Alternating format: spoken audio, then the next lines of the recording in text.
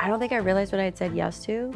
And then I walked into the theater and I was like, oh my God, Judy Garland played this house. Yeah.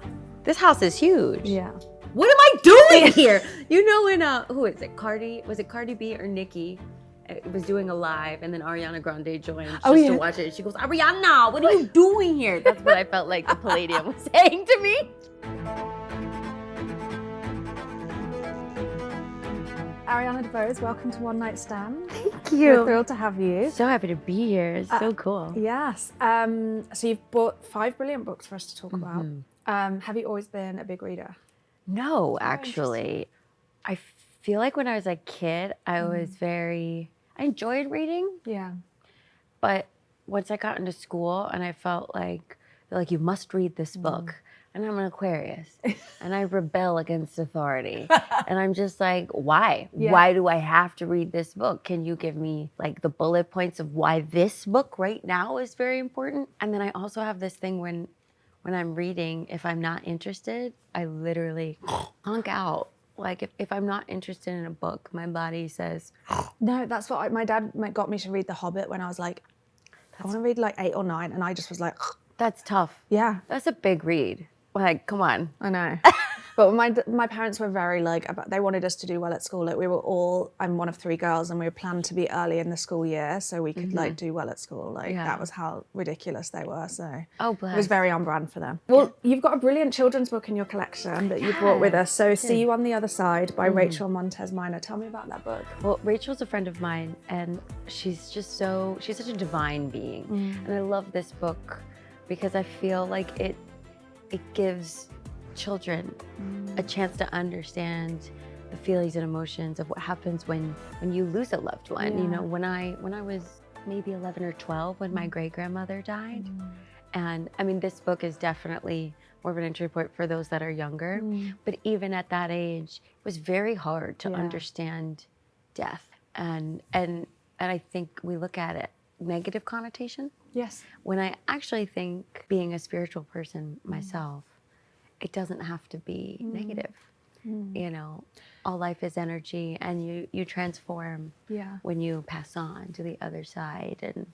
And I just think it's so beautiful and sweet. It really is. And it's quite hopeful, I feel like. It really, like I got like upset reading it, like this idea of these, these relationships that are still ongoing, and you know, they have all these lovely illustrations of like it's beautifully illustrated too, which again is a plus when you have, you know, tougher subject matter perhaps, but it just gives you such a beautiful way in to talk about, to your point, the positive like loving memories that you hold. And in a way you keep those alive. Like your people you love, they live alive in you. How do you know Rachel? I met Rachel many years ago. I think through some mutual friends in the Broadway community. Nice. And then her lovely husband, Ricky Minor, the legend that is Ricky Minor. He and I have worked together on a few different award shows, like the Kennedy Center Honors, and they've just sort of become like beautiful stars in the galaxy of my life. And I'm like, so I just love them. And they have a beautiful daughter who I'm obsessed with.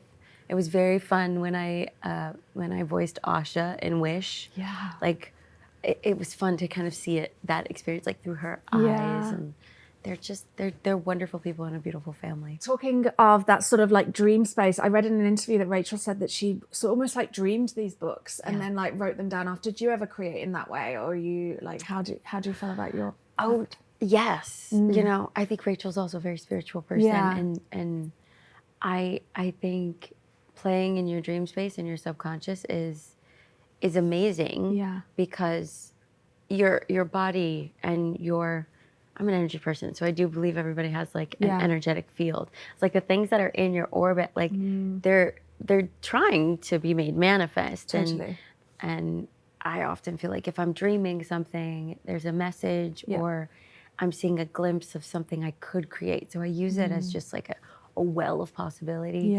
I've built like musical numbers based on what I've dreamt. Or what kind of musical numbers? Oh, like the first time I hosted the Tonys, that was sort of like from a dream space. So it was like the great thing was I had the bones of an epic mashup, because different parts of that number we had built, my collaborators, Benjamin Rahal and Kirk Crowley, have been building over 7 years. Yeah. And so we took that and expanded on it. But some of how it looked, I dreamt it. I dreamt the color scheme, and I knew I needed to wear white, like. And so I'll create based on images I've seen. Amazing. Yeah. God, I only dream anxiety. Like, my dreams are just like, I'll wake, like last night I woke up in the middle of the night and started doing things around the house that I'd been worried about. And then I like come to consciousness. I'm like, oh, bless. Stop. I know. I wish I had some more like fruitful ideas. Well, I meditate before I go to bed. Like I lay in the bed and I meditate and, you know, pray to source above. And it's been interesting since I shifted over to that practice. Yeah. I don't have as many anxiety dreams. Interesting. Okay. Which is I'm very grateful for because they used to be hideous. Right. Oh my! With those. Ooh. Yeah. I've said this recently.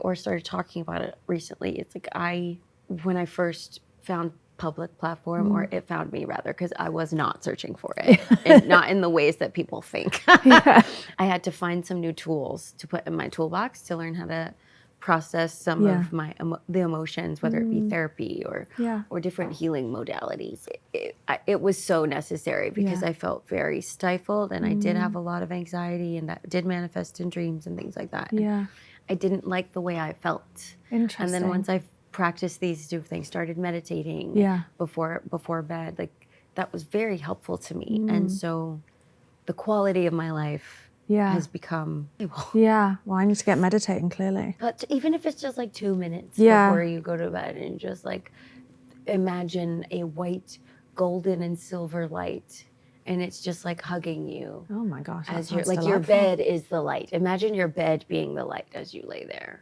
Okay. And take some deep breaths in and out. 4 in, 6 out. Okay, that's good. That was a good starting point for me. The British in me always trips me up with this kind of stuff. So I know. But I swear, I know it's wrong. I know. There's something to I get it. I believe you. Trust me. I mean, I'm the one that's waking up in the middle of the night and making cups of tea. But also, I started drinking tea because of you guys. Oh, really? Well, we do have great tea. And that leads me on to our second book, which is The Family Upstairs by Lisa Jewell. This is one of the first books I read of Lisa Jewell's, and it took me on a real ride. Again, like if I open the book and I get through like the first 5 pages and I'm not asleep, we have some got something happening here. And I just loved, there are multiple perspectives going on and like time jumps happening in this book. Yeah. And I never got lost. No. You know? And I do love that it takes place in London, you know, so I can imagine, having been there, I can imagine what these parts of town look like. And I think she does such a brilliant job with that character of Henry, the brother. And like, I'm like, by the end, the daughter is sort of like believes that he's her sort of like lovable uncle who's done some messed up things, but like we know he like tapped her phone. I was like, boo. Well, isn't that interesting? It made me think of like, wow, we really work hard as humans to justify things. Literally. You know, because we really want to have these relationships. But I'm again to your point, boo, you tapped her. You tapped her phone. phone. You did some crazy stuff. Yeah, literally. Like, I mean, it was funny because right around the time when I was reading this book, I realized I had kind of been doing the same thing in my life with a few relationships, and I was like, no, I don't like that. Chop. Good for you. That's amazing. When you were saying that, I thought you were going to say tapping people's phones. I was good for you too. No, justifying. Justifying. Gosh, I would never. Not in this climate. But no, I feel like that book, it's meant to be, you know, it's a fun ride. Yeah. I said fun, and I was like, is it fun? Well, it was very it's juicy. I mean, it's about like a juicy cult, right? So and cults are like fun to read about. They're fascinating. It's like watching a car crash. You can't stop. Right. You know, which I don't know what that says about us all. I know. But like it drew me in. I stayed with it, and like I loved being in the emotions of these characters and realizing, you know, it's the mom. The mother character is very much like trying to do the best that she can, you know, and how there's such a lack of understanding. It just puts those relationships and the perception of why things are the way they are. It calls all of that into question. Totally. And I loved that. And I don't know if Lisa meant it to be that deep, but I was like, I really got something from that. I thought so too, and it really gets at the way things look different from whichever angle. Yeah, perspective, it's a good thing. Exactly. So. And obviously we love, are you an Anglophile? Do you like the Brits? I mean, I know I'm biased asking, but have you spent much time in London? I've made a few movies there. Yeah. What else did I do? Oh, I played the London Palladium. I did a one-night-only concert at the London Palladium. Yeah. And honestly, one of the best nights of my life. Really? I loved every minute of it. Interesting. How come? Just like great crowd or? Well, it was a great crowd, but it was kind of, I'll be honest, it was on the heels of that BAFTA. And so I went into it kind of nervous, like, oh man, I still think I'm a good performer. I hope people come enjoy the show with me. It was so alive and so visceral. And I felt like my audience was willing to play in like, you know, half and half American space. Yeah. Because British audiences, they don't normally, they're not guffawing. No. It's polite. They're taking it in. And I felt like I was able to penetrate a little bit of that. Which it was honestly one of the best performances I've ever given. I call them touchstone moments. Where I'm just like, I am really good at this. You are, Like, I love this. This is part of like living in my purpose. It was a joyful evening and I had a great time. Oh, I'm so glad. Yeah, so London's very dear to me. Yeah. I love it. I also, like, I really love British movies. Like, what is it, Four Weddings and a Funeral? So good. So good. Notting Hill, like big thing. In fact, I loved that film so much. I stayed in Notting Hill when I was making a movie. Oh, fun. Oh yeah, stayed in cute little Mews. Oh my God, it was fab. It was I feel so like great. are you a Hugh Grant girly? It seems I must you be. might I be. forgot about that. I might be a Hugh Grant girly. He scares me in real life, but like I will say he's very good on screen. Right. But also, come on, give me a little credit. That was early Hugh Grant, then like I know, yeah. You know, later on Hugh Grant. Yeah. And now he's making movies like The Heretic. And, like he's out here. He's like, doing things. I know. The range. Yeah, the range. Honestly, that moment brought a lot of cool people into my life too. Oh, good. Like, really. Met Jamie Lee Curtis because of that. We connected over that. You know what I mean? Like, got to actually meet Angela Bassett and just tell her how much I love her. Yeah. Like, you know, and she was like, "Girl, you do your thing, girl." And I was like, you know what? I'm just gonna take it. Well, I'm glad we got through the British stuff because that is one. I mean, I loved that book so much. But I also loved the. I don't tend to read books like sort of romance books, but I loved the Something to Talk About by Memoir. I'm glad. I'm so glad. I don't actually read a lot of romance novels, even though a couple of these are very romantic. Something to Talk About. I think it's really important. I mean, I identify as a queer woman. Yeah. And there's not a lot of queer material. There just isn't in the ways of romance novels. Yeah. And so this one, it tickled me in the best ways. It felt sort of like an entry point that felt like Devil Wears Prada to a point. But how many times can I say the word point in one sentence? It's powerful though. I think it does it quite deftly handles the power dynamics of a relationship at work. Yes, and I think the reality of the situation is there's so many people who do meet their spouse or their partner at work. How do you handle that? How do you balance it? Like, especially when one's age the boss. gap relationships, like all of that, you know? And I was just like, oh, I see myself in this. Yeah. I get it. I don't know if I've said it quite like that, but like I loved it. It's entertaining, and I really like. I think she's got 3 or 4 other books that I also really enjoyed. Oh, good. But I think that one's my favorite. Yeah, it's so lovely, and I think are like sets that gossipy and leaky. Like, cause the whole time I was just they can be. Yeah, they can be. I think sets can be twofold. You know, the most well-run sets, they breed loyalty and very much a feeling of protection. Yeah. But I think at times they can be gossipy. It's like any workplace, I guess, right? A little bit. A little bon jingé here, there. You know what I mean? To a point, this book is like a snapshot of a time that maybe we're moving out of. That's one of the things I was interested to ask you is if you... Like, I feel like that was taking place in the 90s, maybe. I was a 90s kid. In fact, that's how I imagine it. When I read the book, I was like, this is definitely a 90s film set. Right, because I think Jo is so agonized about, like, coming out and you know, and you feel her sort of the anguish that she feels around it. And, well, not anguish is the right word, but it's challenging. It's challenging, and I think the character kind of goes on this journey of, you know, definitely having to, you know, kind of face herself. Yes. And she doesn't want to let anyone down. I think we frequently hear that phrase coming from from folks who belong to the LGBTQ community. I don't want to let anybody down. I don't want to be a burden. But I also think those things are inherently relatable. Yeah. Like we're not the only community that uses language like that. Yeah. So I felt it very accessible. Yeah.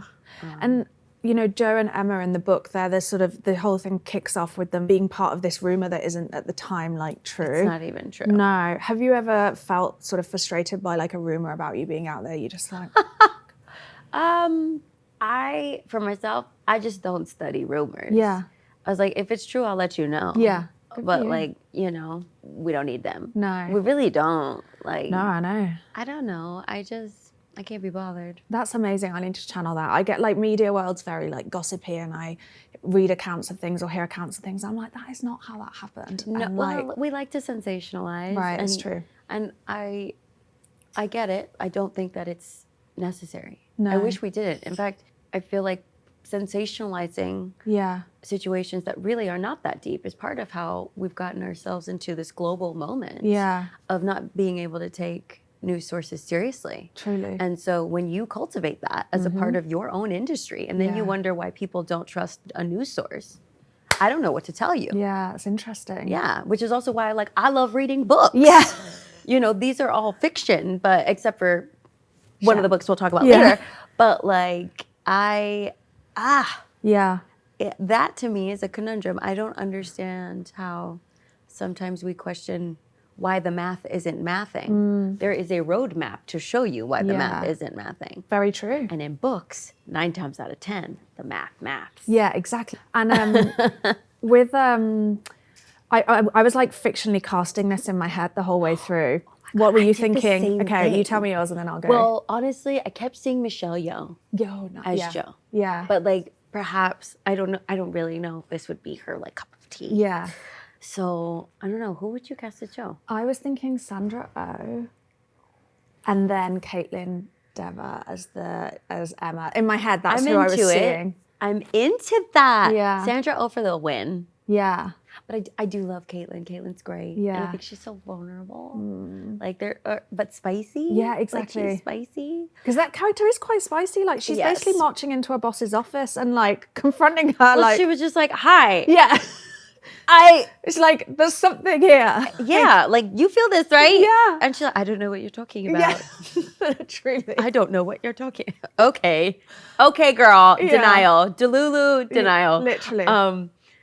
I was thinking, I thought Emma in my mind, like she was very tall. Oh, yeah. Like Anne Hathaway tall. Oh, interesting. Is Anne Hathaway tall? I don't think I knew that. For me, well, I've been in a room with her and she's taller than I am.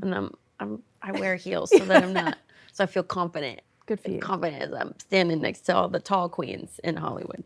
But I think that would be interesting. I think height differences in relationships are so fascinating to me. Because I feel like for the longest time, there was this like weird negative connotation. And I'm just like, we don't sit here and be like, oh, tall man, short woman, that's odd. Yeah. So why do we think that height is a thing? Yeah. I don't, weird. Yeah, right? Yeah, like who cares? Who cares? Yeah. Like also, mind your business. Yeah. Like, I don't know. Yeah, I'm with you.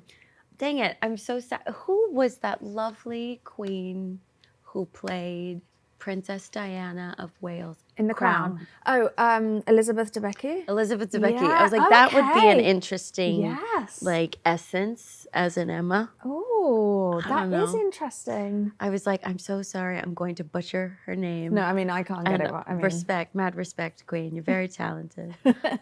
Very, very beautiful, very demure, just very, very. Honestly, I think we have the makings of a really good movie. I mean, someone should. Netflix, put it in the algorithm. Literally. There's not enough queer content. I'm sorry. It's call Meryl, option this. I'm with you. Do it. Well, they have optioned the next book on your list. I know. Yeah. I think that's great. Yeah. So The Seven Husbands of Evelyn Hugo. That's the best.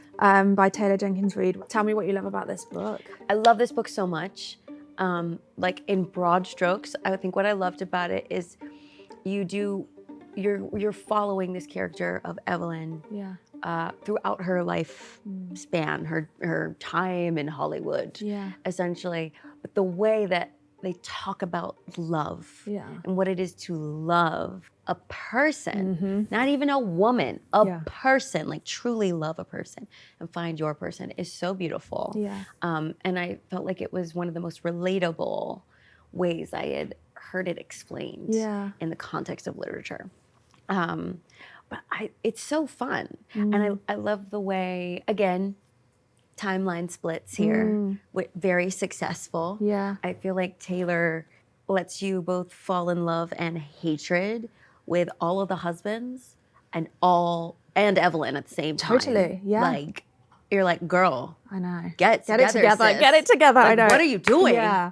What are you doing? Yeah. But I also really kind of, it's fun because I think as you're reading and going through the journey, it evokes these like images of Elizabeth Taylor and like that sounds like Fleetwood Mac or Totally. And is that Jane Fonda? Yeah. Like it was really fun. Totally. And I think that's cool. I have so many things I want to say about this book. I love this book so much. I actually think it might be my favorite book I've ever read. Wow. And I'm a big fan of Taylor on the whole. Yeah. Like she's written, I love her writing style. Yeah. It's not traditionally queer based, you know, but there's a queer element here, and I love that. Yeah, no, it's brilliant. And I think, I thought she just really definitely captures the sort of like challenges that these women undergo in their careers as well, and like sustaining their careers, and like, you know, how they think strategically about, and like the compromise of like Evelyn being like, got to get back in because these people have blacklisted me over this, so like, I'm going to do this project and then I have to do this in order to be taken seriously. It's like amazing, right? And it's doing so many things at one time, totally in a way that you're just like, oh yeah, that's right. Totally. I wondered how you feel about your career choices, because I mean the movie that one of the things we're here to talk about today is Love Hurts, which is such a fun kind of, but it's so different to, like we were talking earlier about your comedic timing, and it's very different. How do you think about the choices you make in your career? Well, the last couple of years, I've been very diligent about not doing the same thing twice. Okay, interesting. And I have not been genre specific. Yeah. I just sort of went and accepted the parts that I found interesting, regardless of genre. And that's taken me around the beaten path. Yeah. So I think if you're looking at bird's eye view, you're like, the math doesn't math, Ariana. That's your favorite saying. Like, make it math. Why did you do that? But for me, I was like, I went where I thought the challenges were. And each and every one of the parts I've accepted and teams I've worked with taught me something about my talent. Like House of Spoils, it was an opportunity to be a number one on a call sheet, learn a new skill.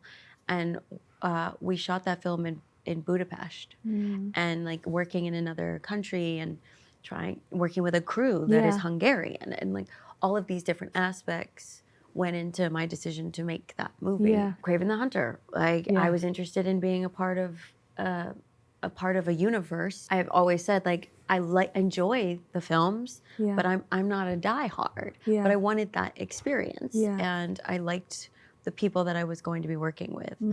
So check. Yeah. I've always been inspired by women in the action genre. Like I love Charlize in Atomic Blonde. Like just watching a badass female just own it.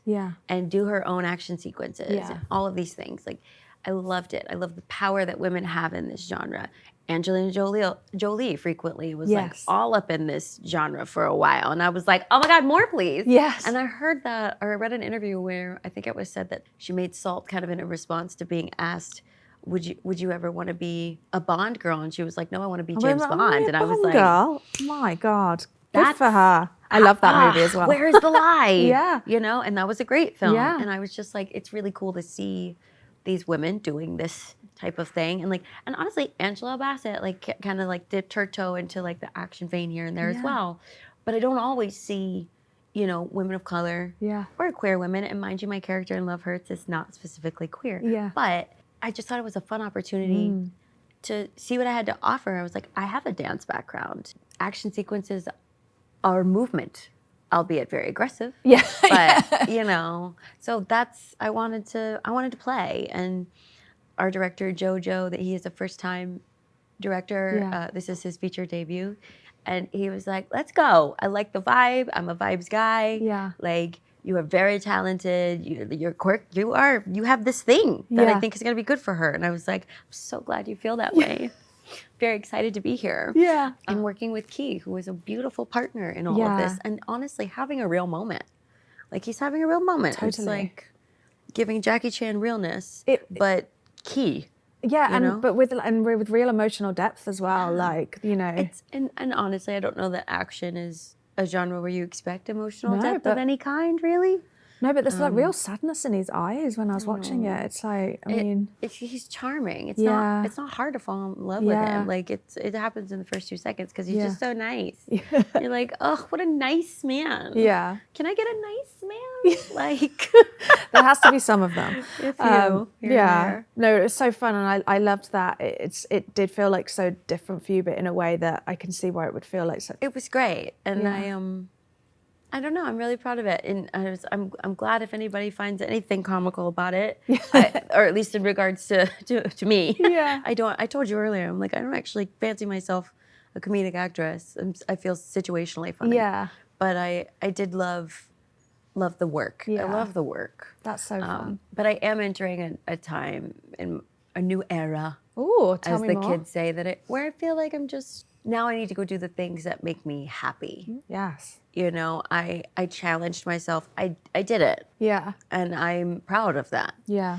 I've gained a lot of new skills and a lot of knowledge. Yeah. And so now I'm moving from the space of, do I feel like this is going to make me happy? Yeah. The doing of this work will make me happy? If it ain't a yes, it's a no. What does make you happy, work-wise? Right now, music is making me very happy. I released a song called It Ain't a Maybe, or it drops Friday. Yeah, I don't know what day it is, so you're welcome. But it was part of an experiment I just conducted for myself in the studio with my friend Aaron Pierce, and the goal of that was just to see what I had. And I remember singing Ain't a Maybe, and it's got a lot of, I talk about music and dance and color, a lot of red. Ooh. A lot of red, but I sang it with a smile. Oh, interesting. I was so joyful about my rage. Yeah. Oh, good for you. I loved that. Like, I really loved that. And, you know, it's kind of timeless. I like nostalgic feeling, epic, big songs. There's a string line in it, maybe, that to me makes it feel a little James Bondy. Oh, fun. And I was like, that's cool. I love that. Yeah. I love a string section on a record. Yeah. And hit me with a live horn and call me maybe. Yeah. Like, I love it so much. That's fabulous. One of the things that Evelyn's character, you know, wrestles with in The Seven Husbands is really this sense of feeling underestimated when she wants to try different things. Have you ever felt underestimated in your career? The whole time. Really? Yeah. The whole time. If I'm really honest, like, and I say this not from a space of arrogance, but of just a space of knowing myself. I was like, I really don't think I've scratched the surface of what I have to offer. And you got a lot of awards for it too. I did. And I'm still just like, thank you. Yeah. Like, full of gratitude. Thank you for seeing me. Thank you for thinking and feeling that this was worthy of recognition, because I really believed in it. Yeah. And I still do. I'm so not tapped out. There's so much more. Yeah. And I'm a multi-hyphenate talent. But here's the thing. I think people not only underestimate, but when you do many things, society is built to put you in a box so that they understand the one thing that you are. Yeah, 100%. And you see it. It happens to people like J-Lo, to artists like J-Lo. And I was like, that woman is so many things. Yes. And she's brilliant.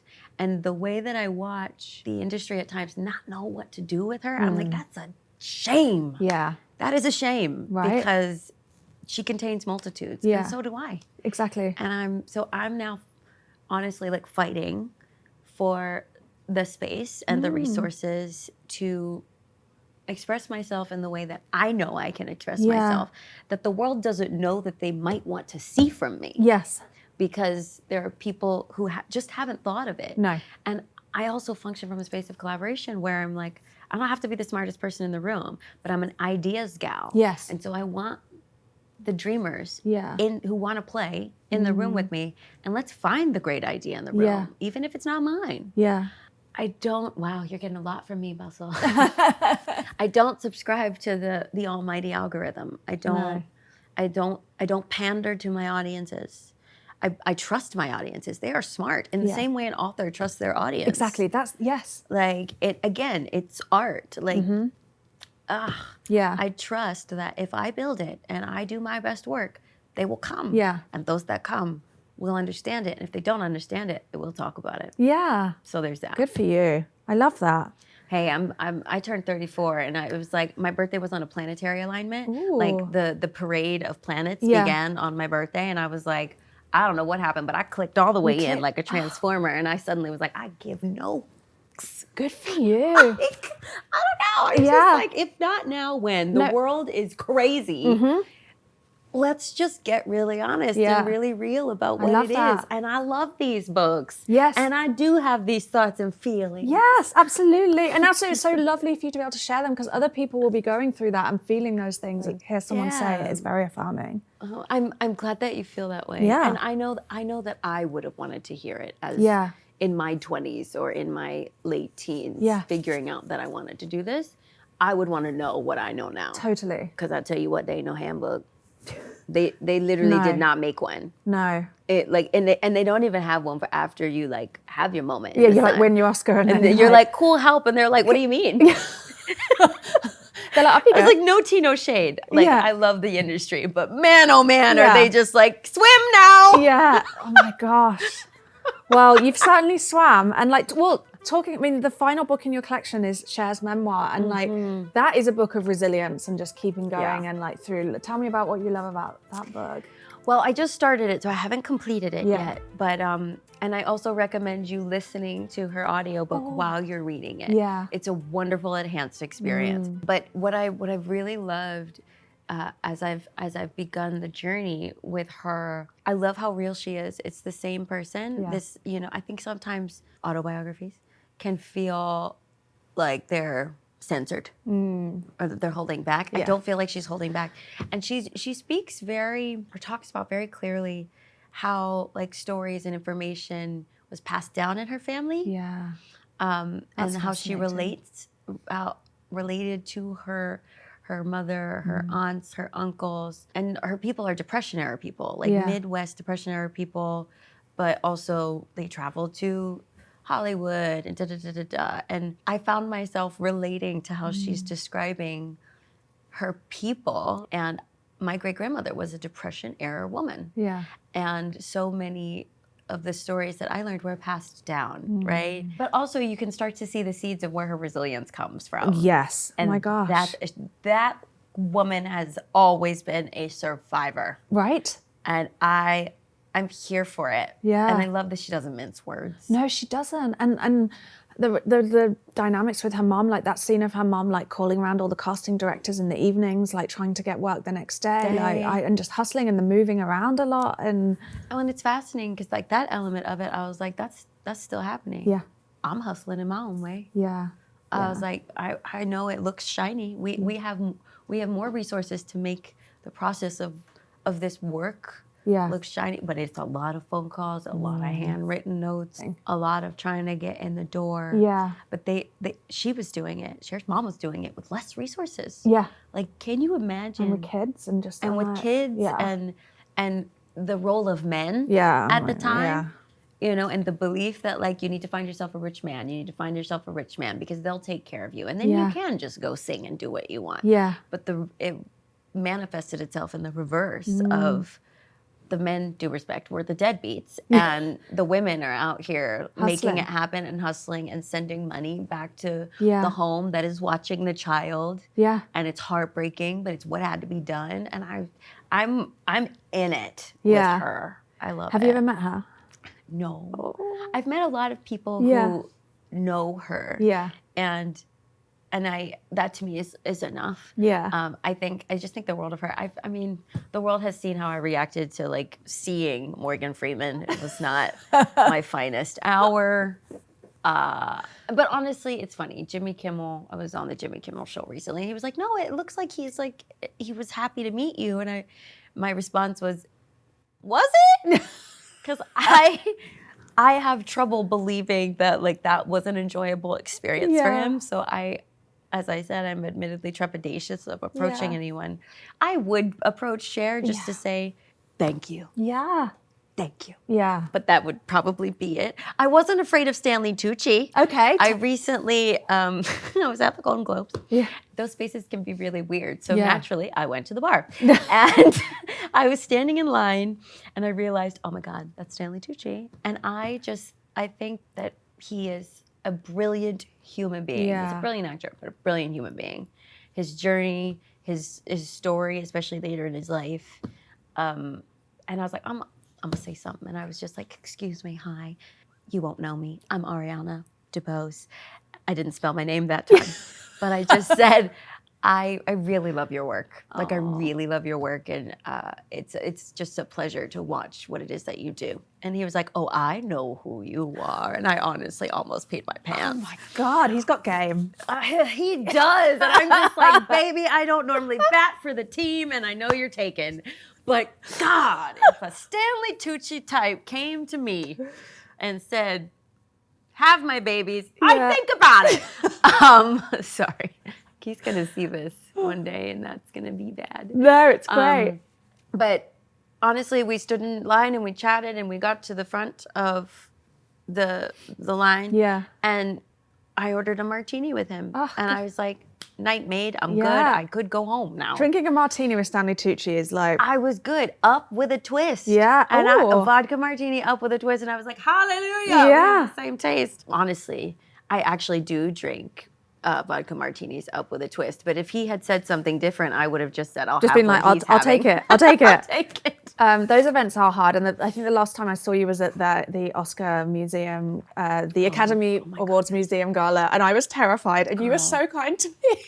You know, that one, of course I was kind to you. I adore you. I love your energy. Those spaces are so big. They're so difficult. They're big and intimidating because everyone's fancy, everyone is shiny, everyone is beautiful. But there are a lot of colors and there can be a lot of agendas. Yeah. Even at a gala, that's a benefit to keep the legacy of cinema going on. And again, having gone through my own season, I learned a lot about how newcomers can be made to feel. Yeah. And I just refuse. Yeah. I refuse. So it's like, even if I'm having a bad day, if I recognize that someone's new, I will 100% try to make you feel welcome. Well, I was very grateful for it because girl, I got you. I was terrified. I was like lurking in the corner like a lurker. It's fine. And honestly, I've lurked. Yeah. I've lurked and it has looked weird. Sometimes. And I got really lucky that no one wrote about it. Like, minding my business. Drinking my water, minding my biz. One day I'm overrated. Tuesday on my... Well, this was such a joy. Thank you so much. And thank you for recommending so many brilliant books. I loved reading them all. I've still got to finish Cher's as well. So it's a journey. And again, listen to the audiobook. Okay. It's a great recommendation. Honestly, I've got to figure out how to do that on your phone, but I think you can gift people audiobooks. Okay. Like send them the link. Amazing. Love that. Oh my God. Thank you for letting me share my book, Rex. No, I love it. This was so fun. Thank you so much.